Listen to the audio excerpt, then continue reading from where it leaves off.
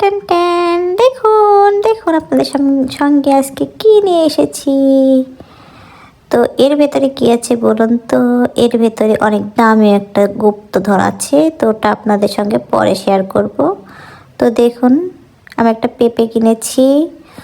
এই পেঁপেটা কত টাকা হতে পারে? আর কি কিনেছি দেখবেন? এই যে দেখুন, ইয়াম্মি ইয়াম্মি কমলা। তো এটা আপনাদের সঙ্গে খেয়ে আমি বলবো আসলে কেমন এর টেস্ট। আমি ভয়ে অনেকগুলো নেইনি, অল্প করে একটুখানি নিয়েছি যে আগে খেয়ে দেখি কেমন। যেহেতু এগুলো বাহিরের ফল, দেশে চাষ করছে, টক হতে পারে। তো দেখি কেমন। আসলেই সত্যি তেমন একটা মিষ্টি না, টক ছিল বলতে পারেন। মানে যারা টক খেতে পারে না তাদের জন্য না, তারা এটা কিনবেন না।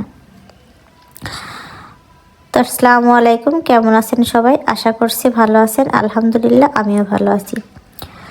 তো এবার দেখুন এর গুপ্তধনটা কি, আসলে এর ভেতরে কি কিনেছি। আর পাশে পাশে কিন্তু আমার ক্যামেরাম্যান কিন্তু আমাকে মাঝে মাঝে শিখিয়ে দিতেছিল। তো দেখি এর ভেতরে কী আছে। এই যে দেখুন, সেই ভাইরাল ফল আমিও কিনে ফেললাম। তবে হ্যাঁ, আমি একটাই কিনেছি, সাহস করে কিনতে পারিনি, অনেকজনের অনেক খারাপ একটা রিভিউ দিয়েছে। ওইটার ভয়ে আমি একটাই কিনে দেখছি আসলে কেমন।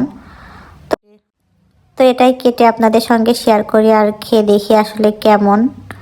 সত্যি ফলটা কি, অনেকের কাছে দেখলাম অনেকে বলছে ভালো না, অনেকেই বলছে ভালো। আসলে আমি কনফিউজ ছিলাম যে কেমন হবে ফলটা খেতে। তো আমি ফলটা প্রথমে আমার মেয়েকে কেটে দেব যে আসলে কেমন সে খাক। না, এটা মানে খারাপ বলে দিচ্ছি না, আসলে আমার মেয়েকে প্রথমটা আমি প্রথম ফল, ভাইরাল ফল, সেই খেয়ে বলুক আসলে কেমন।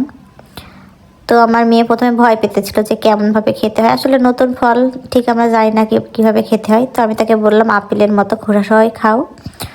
তো সে খাওয়ার পরে আমিও একটু খাইলাম। সত্যি আলহামদুলিল্লাহ ভালো, আমার কাছে ভালো লেগেছে। অন্যান্য জনের কাছে কেমন কী লেগেছে, আসলে তারা কেমন ফল কিনেছে আমি ঠিক জানি না, কিন্তু আমার কাছে ভালো লেগেছে। অনেক মিষ্টি ছিল আর রস ছিল কিন্তু ভেতরে, রসালো এবং মিষ্টি।